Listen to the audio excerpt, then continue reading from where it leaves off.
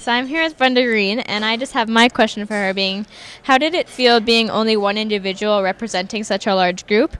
And did you ever feel pressure or scared of misrepresenting?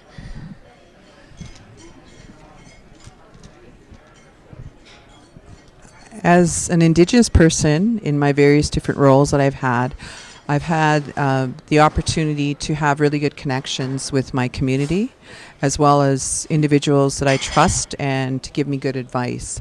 So, as far as feeling the only person, in the earlier stages of my career as a teacher, I felt really uncomfortable because at times my words weren't listened to. I felt like it was kind of in a place of where people just didn't really want to hear what I had to say.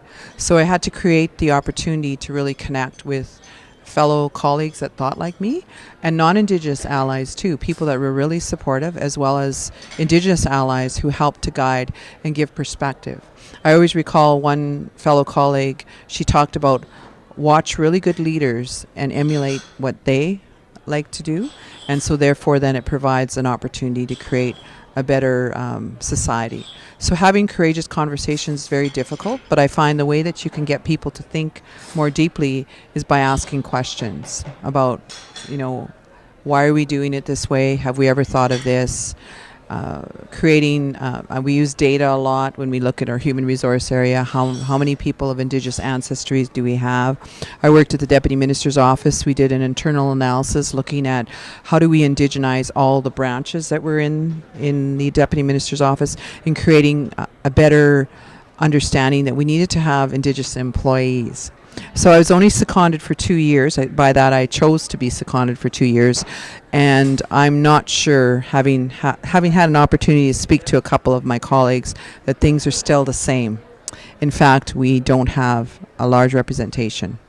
So therefore, I think it's really, really important in Pinnacle, and that's why I brought that up during the time, to create an environment that just naturally says this is the right thing to do, and how do we create that so we can have voice and to be able to really articulate to people that it's really important that we just don't only have one voice, we have a variety of voices as we co-construct curriculum, as we develop actions that can help to improve the viability and lifestyles of our Indigenous students who will become parents and adults. It should be like a normalized thing for everyone to see themselves in somebody there. It shouldn't be an odd thing for them to actually look at the screen and see themselves, Exactly. So now, Thank you. Okay, so I wanted to ask you, I know you have children and you've been very active in the social justice movement for most of your life. What is the biggest difference you see between when you were growing up, so your fellow kids, and the kids nowadays? I think our children have always been interested and inquisitive, and having taught elementary and high school and university, that I have to give credit that our students have always been that way. It's just us as educators preparing the environment so that they could have those conversations and the dialogue that means so much to them. Because once we know that our students are actively engaged in social justice disposition, there's a total engagement in the subject content area. So if you have individuals that can provide their understanding of the world, but also an engagement in what they're passionate about, you're going to have active, lifelong learners. So I think students have always been there. I think the curriculum has changed and shifted to allow the space and the openness to be able to be very creative. And so so when we think about our children or my children, they are individuals that speak up and say, you know what, that just doesn't feel right.